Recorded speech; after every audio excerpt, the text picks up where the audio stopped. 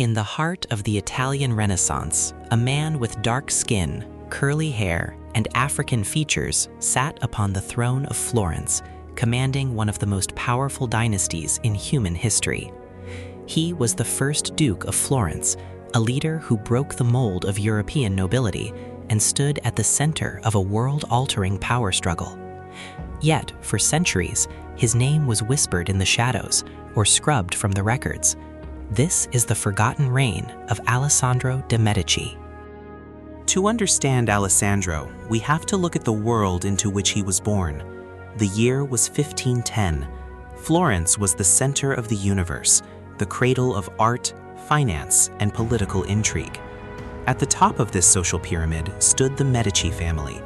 They weren't just bankers, they were kingmakers and popes.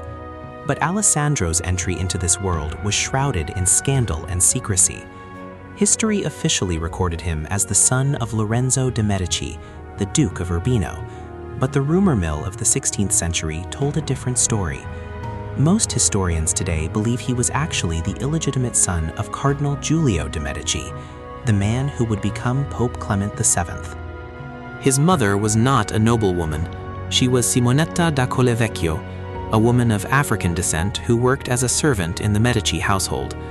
In the Renaissance, the lines of race were not yet the rigid, institutionalized walls they would become in later centuries, but class and legitimacy were everything.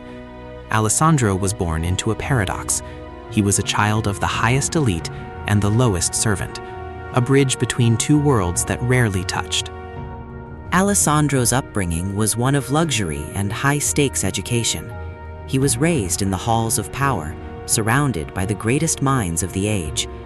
But the political ground in Florence was constantly shifting. The city was a republic that hated the idea of being ruled by a single family, even a family as wealthy as the Medici.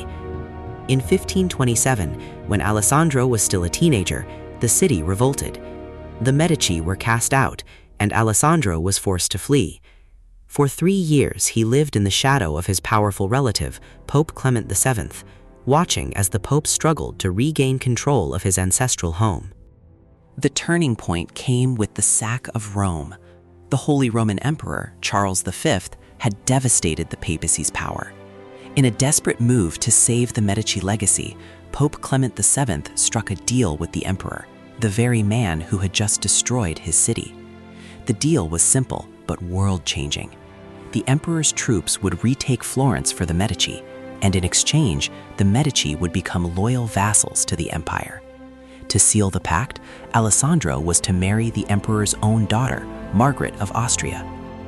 In 1530, after a brutal and bloody siege that left Florence starving, the city fell. The Republic was dead. At just 19 years old, Alessandro de Medici rode back into the city, not as a citizen, but as its master. 2 years later, the emperor officially named him the Duke of the Florentine Republic, the first hereditary duke in the city's history. The boy born to a servant was now a sovereign. His reign was immediate and controversial. Alessandro was a man who understood the precariousness of his position.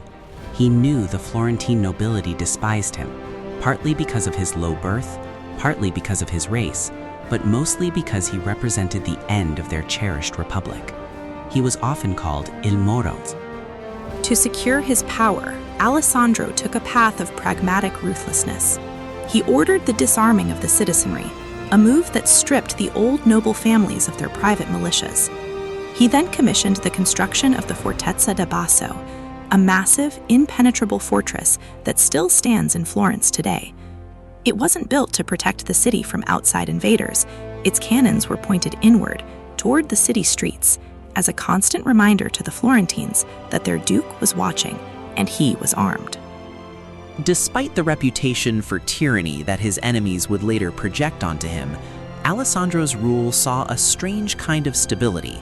He was known to be accessible to the common people, often hearing their grievances directly and bypassing the corrupt bureaucracy of the nobles. He was a patron of the arts, commissioning works from masters like Pontormo and Giorgio Vasari. He was navigating a world where he was an outsider at the very top of the social ladder. But the resentment against him was boiling. The leaders of the exiled Republican faction, many of whom were his own cousins, viewed him as a monster. They characterized him as a debauched, violent ruler who spent his nights in excess. While Alessandro certainly lived the life of a Renaissance prince, much of the tyrant narrative was crafted by those who wanted his throne. The greatest threat, however, didn't come from an invading army or a public riot. It came from within his own inner circle. Alessandro's closest companion was his cousin, Lorenzino de Medici. They were inseparable, often seen riding the same horse through the streets of Florence. Lorenzino was a scholar and a poet, to liberate Florence from the Medici tyrant. On the night of January 6, 1537, Lorenzino set a trap. He lured Alessandro to his own apartments with the promise of a secret romantic encounter. Alessandro, trusting his cousin completely, arrived alone and unarmed. He dismissed his bodyguards, laid down his sword, and waited on a bed. While the Duke rested, Lorenzino returned, not with a guest, but with a hired assassin named Scorinconcolo. The struggle was desperate and silent. Alessandro, though caught off guard, fought with the strength of a man who had survived a dozen political purges.